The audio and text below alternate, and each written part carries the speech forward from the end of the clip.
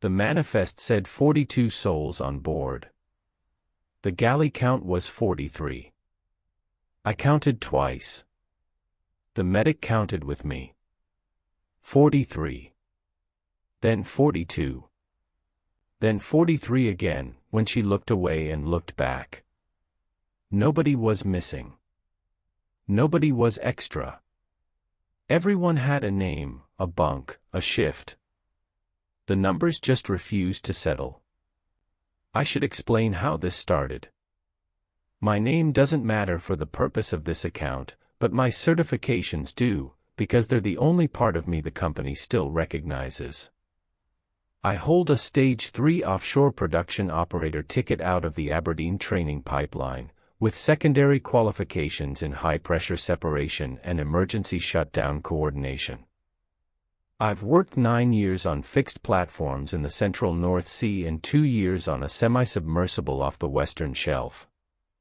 I am not a green hand. I am not prone to embellishment. I write incident reports in the kind of dry, declarative sentences that make my supervisors comfortable. That should matter when you read what comes next. The platform I'll call Bremer Charlie. It isn't named that in any registry, and I won't give you the operator's name, because I still have a daughter in school and a mortgage on a flat in Dundee, and the non-disclosure I signed was thicker than my employment contract. Bremer Charlie is a fixed-jacket platform about 140 kilometers northeast of the Scottish coast, built in the early 80s, refurbished 3 times, and producing somewhere in the range of 18,000 barrels a day from a reservoir nobody talks about with any precision. It's not a famous rig. You wouldn't recognize the silhouette. That's part of why it was chosen. I was rotated onto Charlie in February, on a 14-on, 14-off schedule, replacing a senior operator named Halvard who had taken an unscheduled leave of absence. I never met Halvard. His locker was already empty when I arrived. His name was crossed off the muster board, but the marker had bled through, and you could still read it under the new tape if you tilted your head. That's the kind of detail I notice. It's the kind of detail this story is made of. The induction on Charlie took 4 hours. Standard safety film, helideck procedures, muster point assignments, a tour of the accommodation block, the galley, the recreation room, the smoking shelter, the lifeboat stations.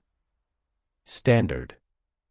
The OIM, our offshore installation manager, was a man named Coyer, mid-50s, ex-Royal Navy, the kind of voice that makes you sit up straight without meaning to. He walked me through everything personally, which I found unusual. On most rigs, the OIM doesn't bother with a single rotation operator. On Charlie, he did. At the end of the induction, in his office, Coyer handed me a laminated card. Plain white, the size of a credit card, printed on both sides in a clean sans serif font. No header. No logo. No reference number. Just 7 items. He told me to memorize them. He told me they weren't in the operational handbook. He told me they would not be discussed at shift handover, in the galley, in the rec room, or over the radio. He told me that if I followed them, I would finish my rotation without incident. He told me that if I did not, the company could not protect me. I read the card in front of him. He watched my face the entire time. I'll reproduce the 7 items here as accurately as I can, because they are the spine of everything that follows, and you need to see them the way I saw them. 1. Between the hours of 2 o'clock and 4 o'clock, do not respond to any radio transmission originating from the cellar deck unless it is acknowledged by a second crew member present in the same room as you. 2.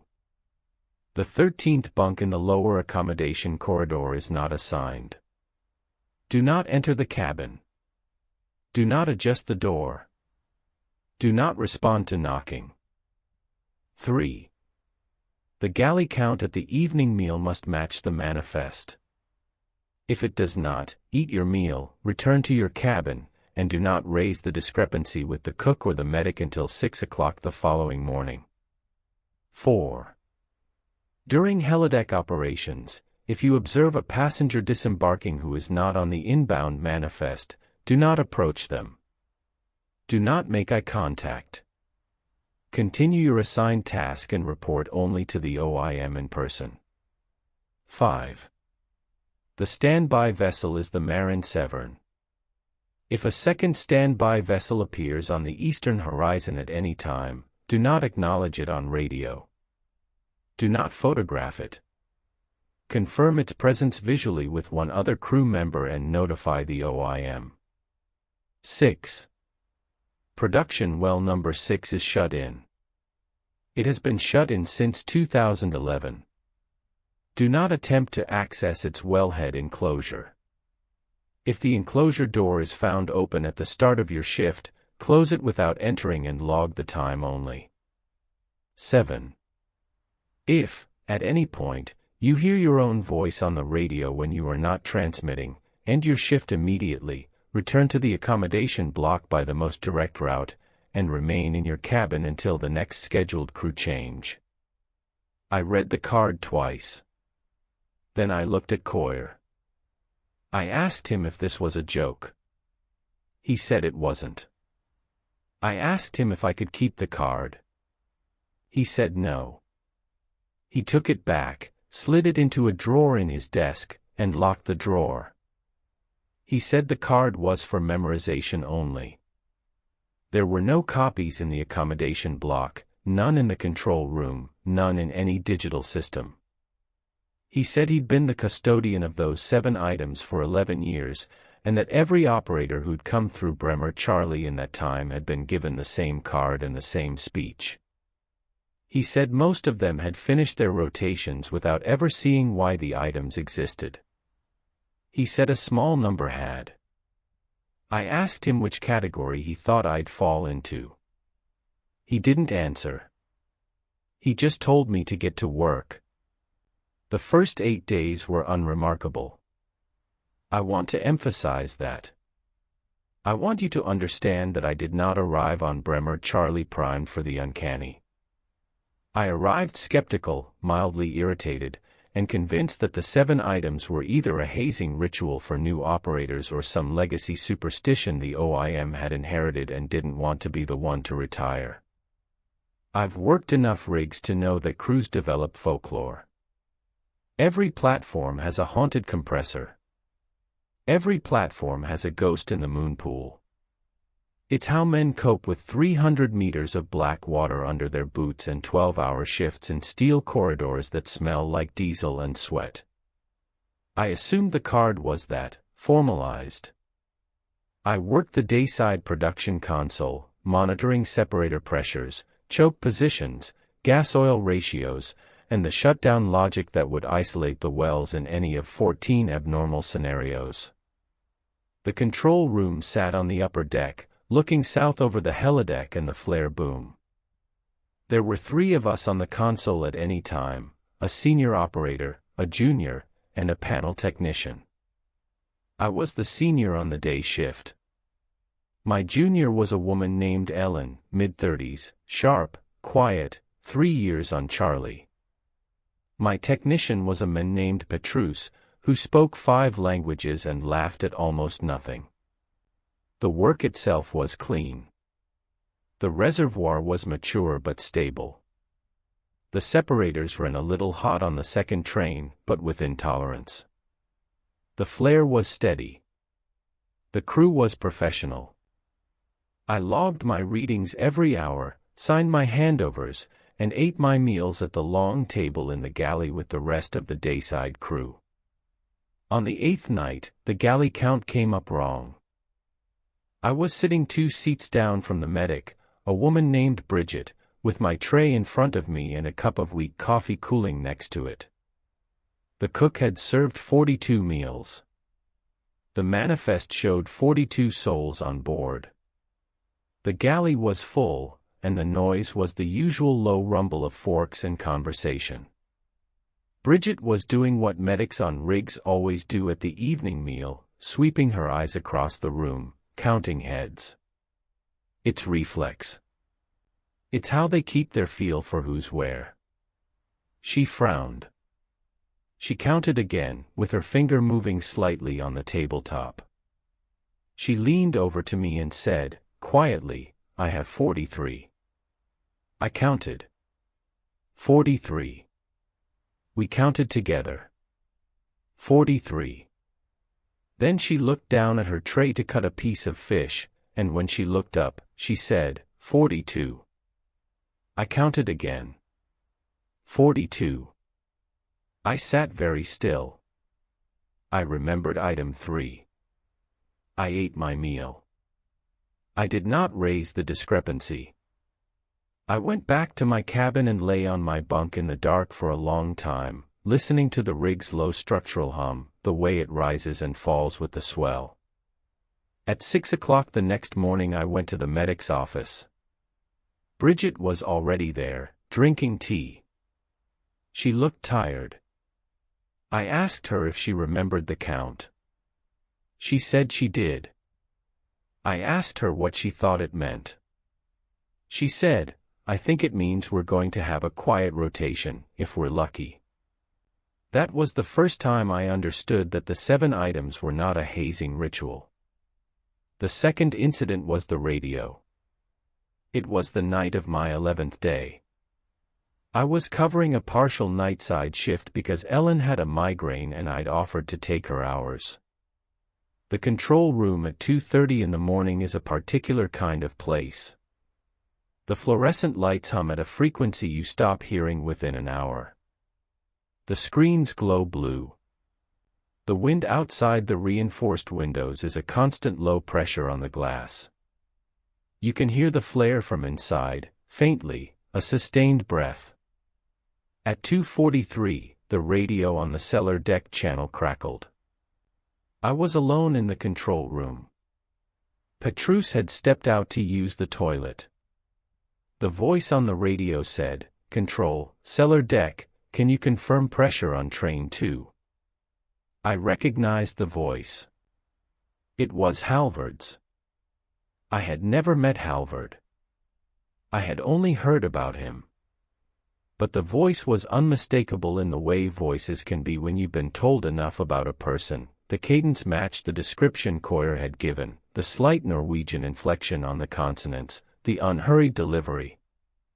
There was no one named Halvard on the manifest.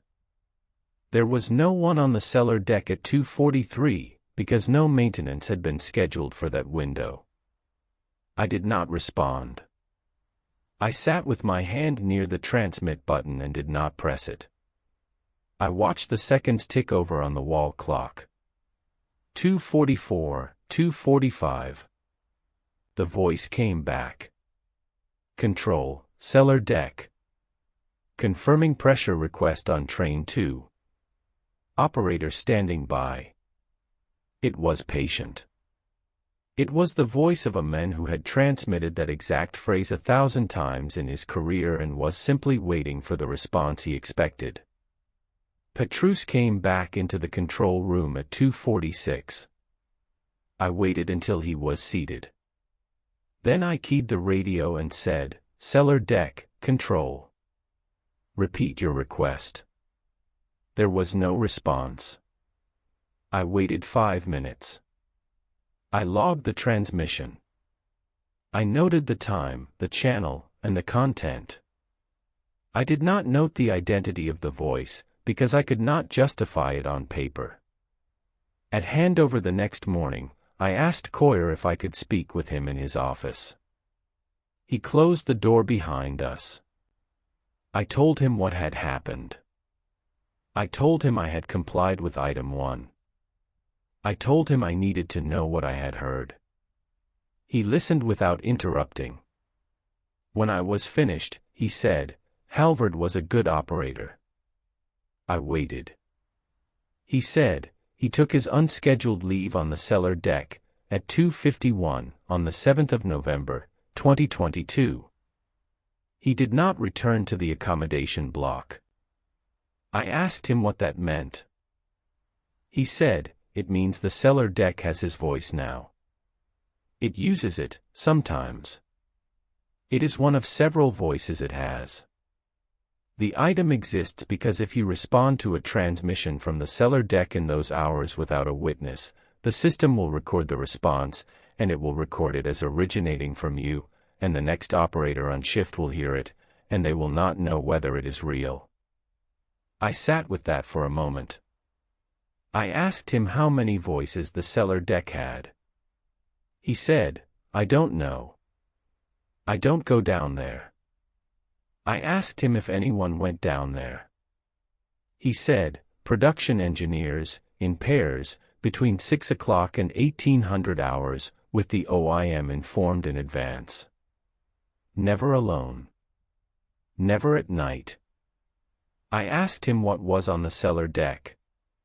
He said, "Production equipment. Separators. Pumps. The same as any rig." I asked him what else. He looked at me for a long moment, and then he said, "I've told you what the item requires. I haven't told you what's behind it. There is a difference, and the difference is the only protection I can offer you." I left his office. I went back to work. I want to describe the cellar deck, because I want you to understand that there is nothing visibly wrong with it. It sits below the main production deck, accessed by 2 stairwells and 1 freight elevator. It contains the test separator, the produced water treatment skid, several booster pumps, and the shut-in wellhead enclosure for well number 6. The lighting is industrial fluorescent, the deck is steel grating, the air smells of hydrocarbons and salt.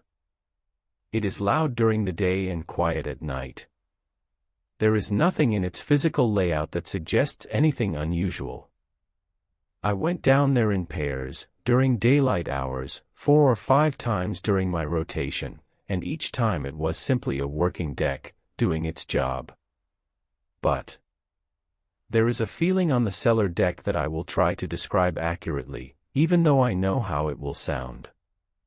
It is the feeling of being counted. Not watched. Counted. As if some part of the deck is keeping a tally of how many bodies pass through it, and the tally matters. I mentioned this to Petrus once, walking back up the stairwell after a routine inspection.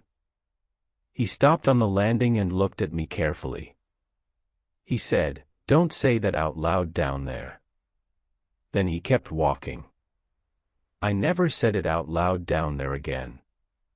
The 13th bunk was easier to ignore. The lower accommodation corridor on Bremer Charlie has 14 cabins, numbered 1 through 14. Cabin 13 sits between 12 and 14, on the port side, 3 doors down from the medic's office. The door is identical to the others. The keycard reader is functional. The cabin is not assigned, and according to the manifest it has not been assigned in over a decade. I walked past it 4 times a day. Once on the way to breakfast, once on the way back to my cabin in the evening, twice during corridor inspections. I never heard anything from inside. Until the night of my 14th day. It was the night before my crew change. I was in my cabin, packing my kit bag. The corridor was quiet. I heard, very faintly, 3 taps on a door. I stepped out of my cabin and looked down the corridor. Cabin 13. 3 more taps. I did not approach. I did not respond. I went back into my cabin and closed the door and listened. The taps continued, intermittently, for about 11 minutes. They were not urgent. They were spaced out. Tap. Tap. Tap. A pause of 40 seconds. Tap. Tap. A pause of 2 minutes. Tap. I sat on my bunk and listened to my own breathing. Then the taps stopped. I went to sleep, eventually. In the morning I went to the medic's office and asked Bridget, in a deliberately casual voice, if she'd ever heard anything from cabin 13. She said, once. My first rotation. I asked the OIM about it. He said don't answer. So I don't. I asked her if she knew what was in there. She said, I think it's a cabin. I think there's a bunk and a desk and a porthole, just like all the others. I think the door opens onto a cabin. I asked her what else she thought. She said, I think there's something on the other side of the door that wants me to confirm there's a cabin in there. And I think confirming it is what the door is waiting for. I went to my crew change that afternoon. The helicopter lifted off Bremer Charlie at 14:20. I watched the platform shrink behind us. I told myself I had completed my rotation without incident. I had not. I just didn't know it yet. I came back to Bremer Charlie on the 1st of March. The crew change was uneventful. The helicopter dropped me on the helideck, I unloaded my kit, I went through the standard re-entry briefing with the new junior operator, a man named Tomas, who had rotated in from a North African asset and was visibly cold. The OIM was Coir again. The medic was Bridget again. The galley count at the evening meal was 41 and stayed 41 through 3 separate sweeps. For 3 days, everything was normal. On the 4th day, I observed item 4. A helicopter came in at 11:40 on a routine personnel rotation. I was on the helideck as the receiving operator, which means I checked the inbound manifest against the disembarking passengers, logged their badge numbers, and direct them to the induction room. The manifest showed 5 inbound, 2 electricians, a catering replacement, a corrosion engineer, and a company representative. 6 people got off the helicopter. The 6th was a man in standard offshore PPE, coveralls, life vest, helmet, safety glasses, carrying a small kit bag. He stepped down from the cabin like everyone else, walked across the deck like everyone else, and joined the line moving toward the induction room. His face was unremarkable. He looked tired in the way men look tired after a 4-hour transit from the mainland. I checked the manifest. 5 names. I counted again. 6 bodies. I did not approach him. I did not make eye contact. I logged the 5 named passengers, watched them file inside, and continued my deck checks. The 6th man walked into the induction room with the others. The door closed behind them. I waited until the helicopter had lifted off and the deck was clear. Then I went to find Coir. I found him in his office. I closed the door. I told him what I had seen. He listened. He nodded once. He said, "Thank you for reporting." I asked him what happens now. He said, "Nothing happens.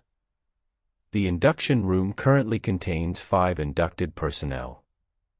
You will see 5 inducted personnel exit it within the hour. The 6th will not exit. He will not be recorded. He will not appear in any subsequent count." I asked him where the 6th man went. Coir looked at the wall behind me. He said, "Somewhere on the platform. He will not interact with the crew. He will not be visible at meals. He will not occupy a bunk."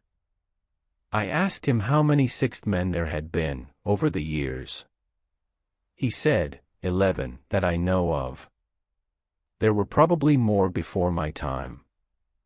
I asked him what they were doing here. He said, "I don't know. I have theories. The theories are not useful."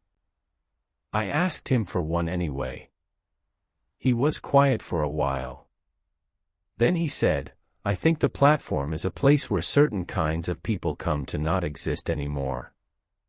I think they arrive on our helicopters because our helicopters go to a place that is convenient for that purpose.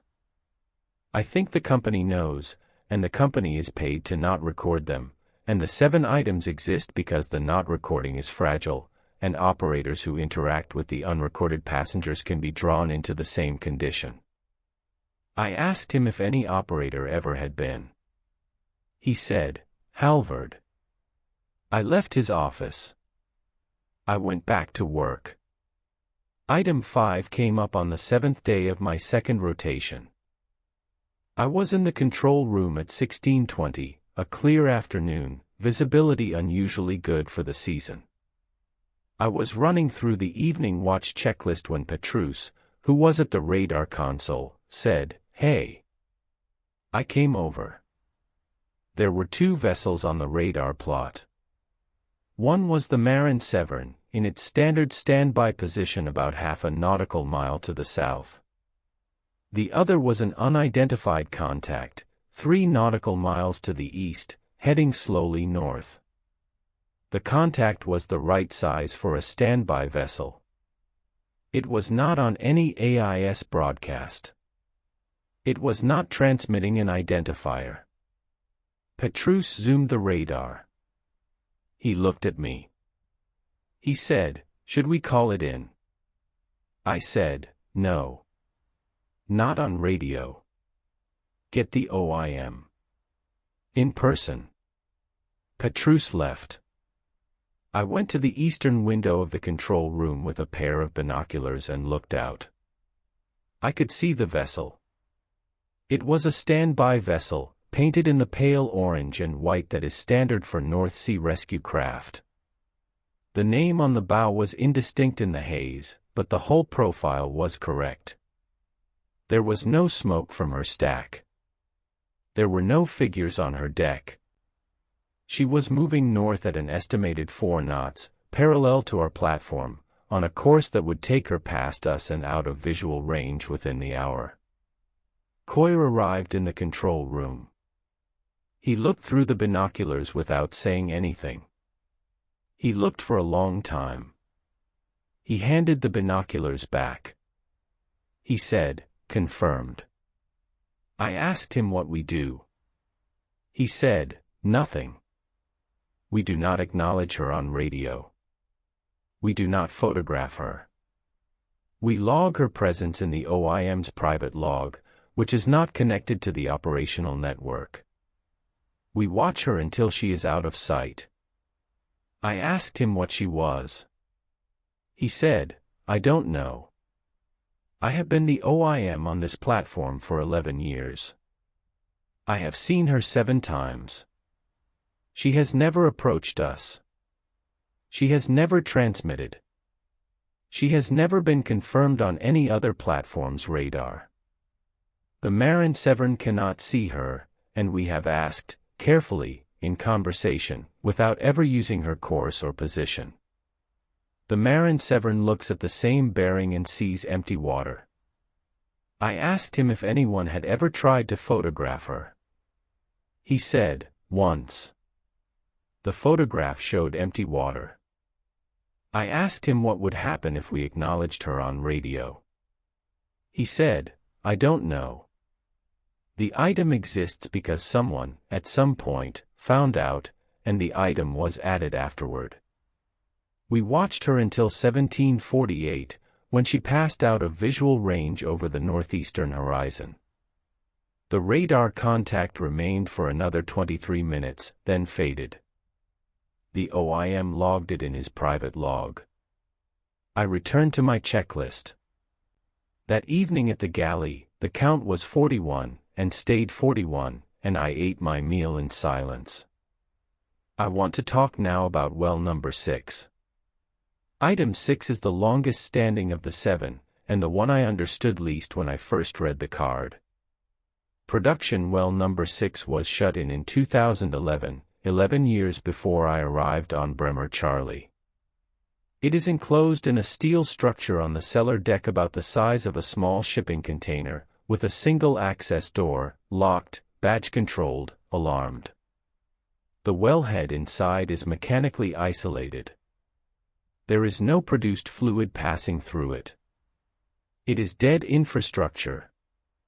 According to the records I was able to pull from the maintenance archive, which I did, eventually, despite knowing I shouldn't, well number 6 was shut in following an incident in March 2011 in which 2 production engineers entered the enclosure for a routine valve inspection and one of them, a man named Eskil, did not exit. The recorded explanation was a fall. The body was recovered. The well was shut in pending a structural review.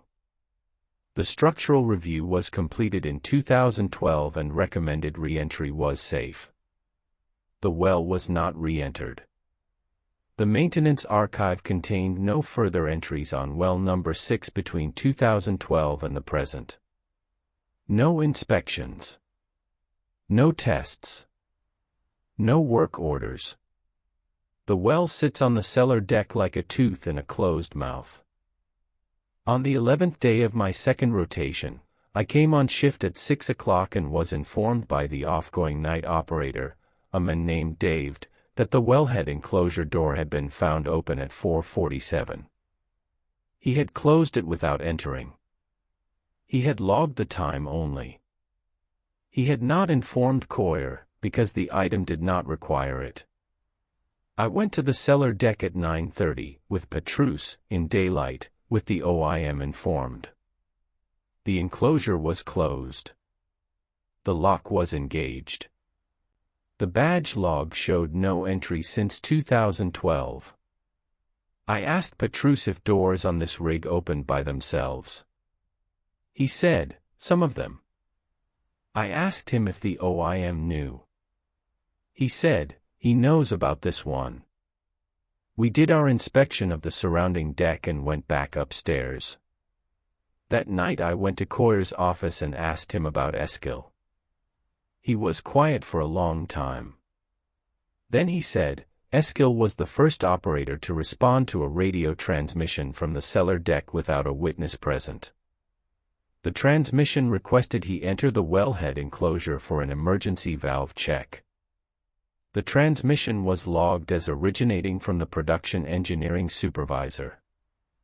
The supervisor was, at the time of the transmission, in a helicopter inbound from Aberdeen, and had not transmitted. The supervisor did not learn of the transmission until 8 hours later. By that time, Eskil had been inside the enclosure for 6 hours. When the second engineer found him, he was unresponsive. He died in the medic's office at 18:44 the same day. The cause of death on the certificate is acute cardiac event. The actual cause of death is something else. I asked him what. He said, I don't know. I asked him why the door opens. He said, I don't know that either. It opens, on average, once every 14 months. Always at night. Always when the deck is empty. We close it, and we do not enter, and the next morning the badge log shows no entries, and we continue. I asked him if he thought Eskil was still in there. He looked at me for a long time. He said, I think the question doesn't have the kind of answer that helps. I left his office. I went back to work. I should explain something about the way the platform feels at this point in the story. I had been on Bremer Charlie for, in total, 25 days across 2 rotations. I had observed 5 of the 7 items in operation. The remaining 2, items 2 and 7, were the kind of items you hope to leave the rig without ever observing. I was not afraid in the way you are afraid in horror films. I was not jumping at shadows. I was sleeping reasonably well. I was eating. I was doing my job. But I was beginning to develop what I can only describe as a procedural awareness of the platform as something that was not entirely a platform. I noticed, for example, that the structural hum of the rig changed pitch on a roughly 7-minute cycle, and that the cycle was independent of swell, wind, or any production activity I could correlate it with. I noticed that the lights in the lower accommodation corridor flickered, very faintly, between 3:11 and 3:13 every night, and that the flicker did not register on the electrical monitoring system. I noticed that the seabirds that gathered around our flare boom, ordinarily a constant feature of any North Sea platform, were absent. There were no birds on Bremer Charlie. There hadn't been, anyone said, for years. I asked Bridget once if she'd ever thought about the absence of birds. She said, "I think about it every day." I asked her what she thought about it. She said, "I think they know something." I asked her if she believed she knew the same thing. She was quiet for a moment, and then she said, "I think we all do. I think the 7 items are how we agree not to know it together." That was the most honest sentence anyone said to me on Bremer Charlie. Item 7 came on the 3rd day of my 3rd rotation. I'll describe it precisely. It was 23:18. I was finishing a partial nightside cover for Tomas, who had a stomach issue and was in his cabin. The control room was quiet. Petrus was at the radar console. There was no traffic. I was making my hourly entry in the production log when the radio on the production channel, not the cellar deck channel, the regular production channel that connects the control room to the various deck supervisors, keyed up. The voice on the radio said, "Control, this is operations, can you confirm train 2 pressure for the 2300 hours reading?" The voice was mine. I want to be exact about this. It was not similar to mine. It was not a voice that resembled mine. It was my voice.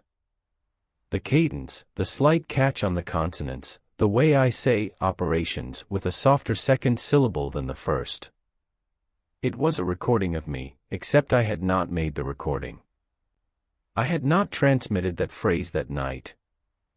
I had not transmitted that phrase, in those exact words, ever, that I could remember.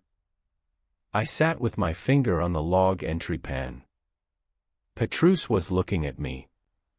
He said, very quietly, "Was that you?" I said, "No." He said, "I didn't think so." I keyed the radio. I said, "Operations, repeat." There was no response.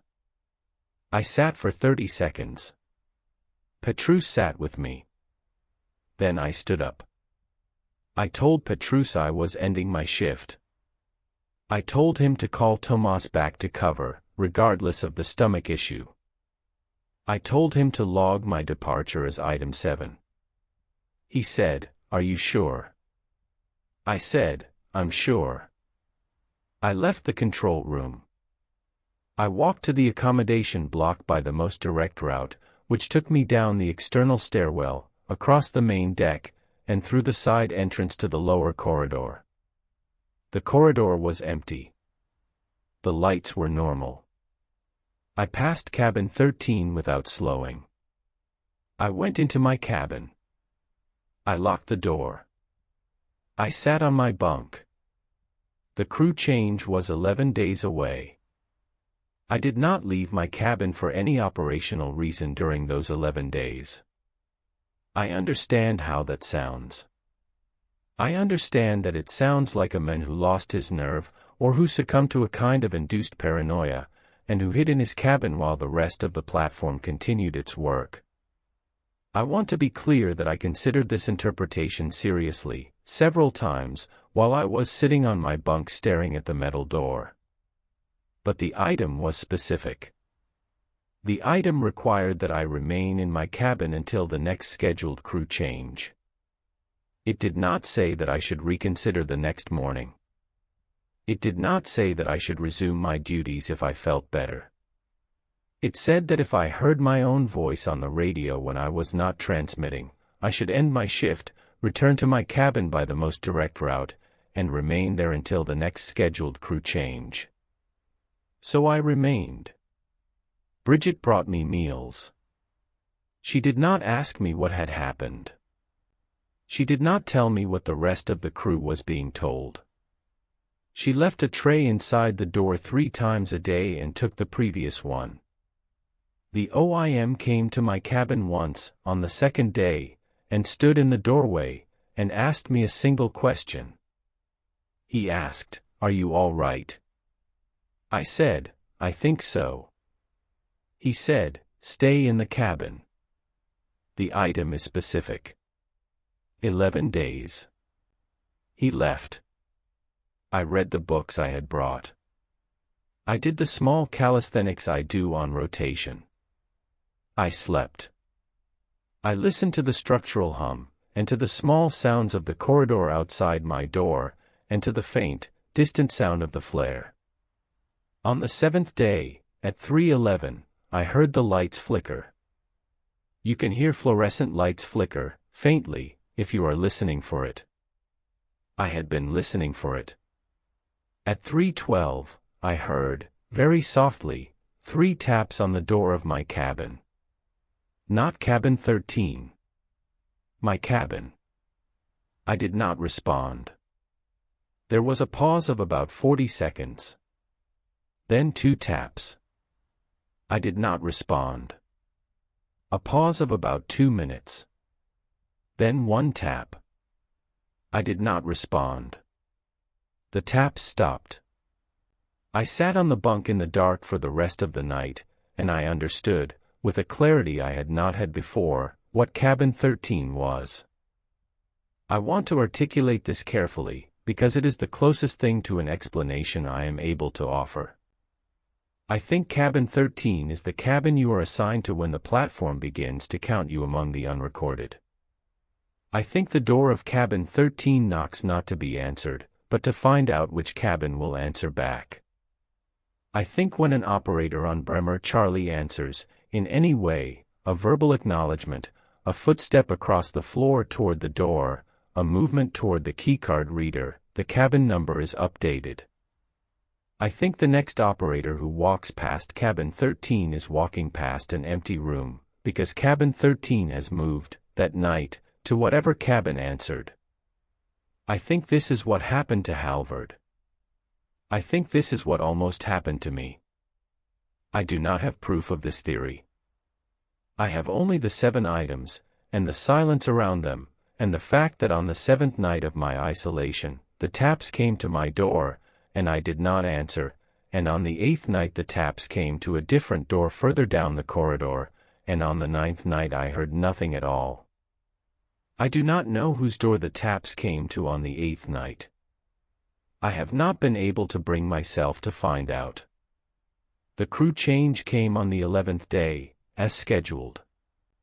Coyer came to my cabin at 13:30 and told me the helicopter was inbound. He told me to pack my kit. He told me to walk directly to the helideck, board, and leave.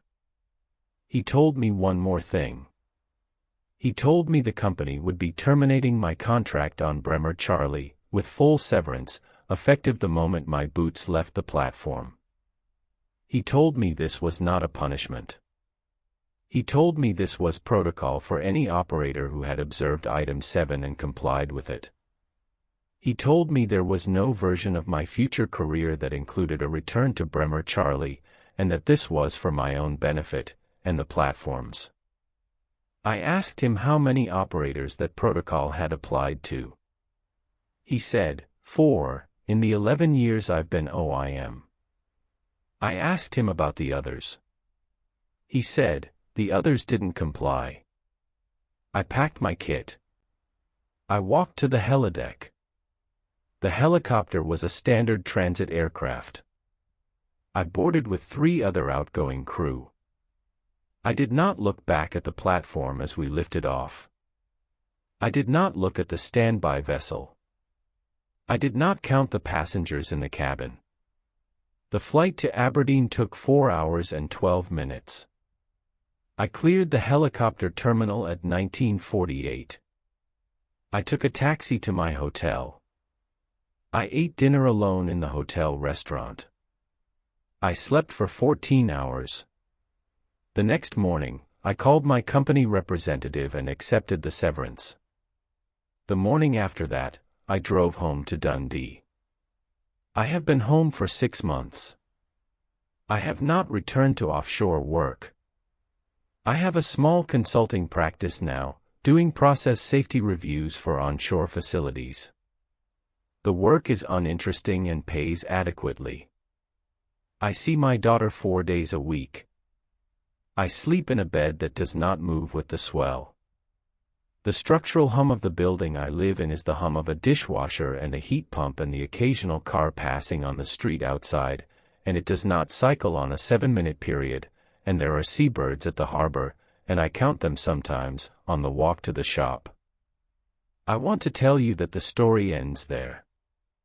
I want to tell you that I left Bremer Charlie behind, that the 7 items are a closed chapter, that the procedural realism of my new life has displaced the procedural realism of the platform, and that I am whole. That is not entirely true. 3 weeks ago, I received a letter in the post.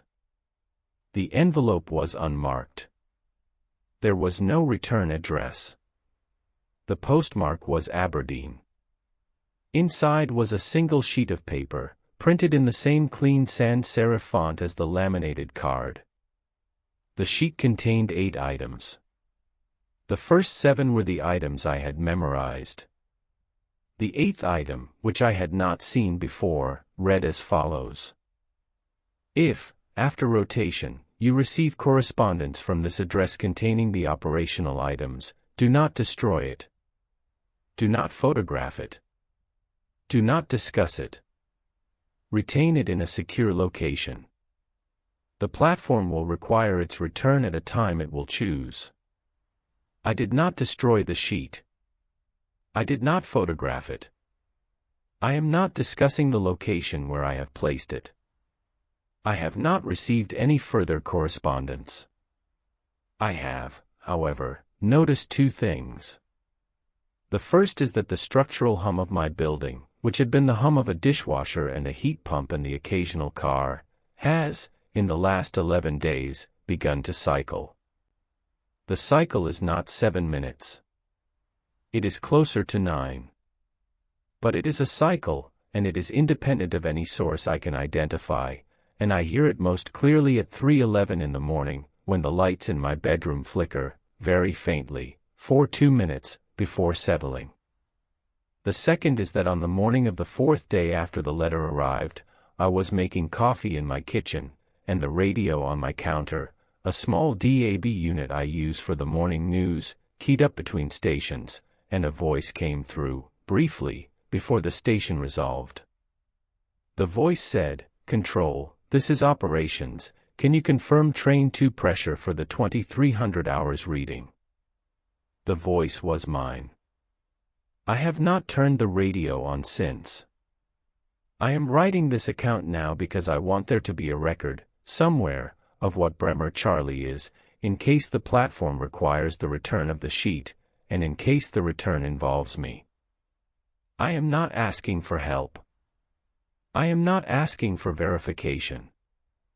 I understand that nothing I have written can be confirmed, and that the company will deny the existence of the platform under that name, and that the 7 items have no documentary existence outside the laminated card in Core's desk drawer, which is not connected to any system that could be subpoenaed.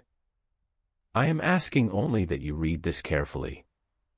If you ever take a rotation on a fixed jacket platform in the central North Sea, and the OIM hands you a laminated card during your induction, and the card has 7 items on it, and the items are the items I have described, memorize them. Follow them exactly. Do not respond to the cellar deck without a witness. Do not approach the unrecorded passengers. Do not photograph the second standby vessel. Do not enter the wellhead enclosure of well number 6. Do not answer the door of cabin 13. And if you hear your own voice on the radio when you are not transmitting, end your shift. Return to your cabin. Wait for the crew change. Comply with the 8th item when it arrives. It will arrive. The platform is patient. The platform is counting. And the count, somewhere on the cellar deck, in a log that is not connected to any system, in the OIM's private record, in the structural hum that cycles on a period independent of swell. The count includes you, now, because you have read this. I'm sorry. I did not know any other way to get the items into a record that would survive me. I hope you finish your rotation without incident. I hope, when the door taps, you do not answer.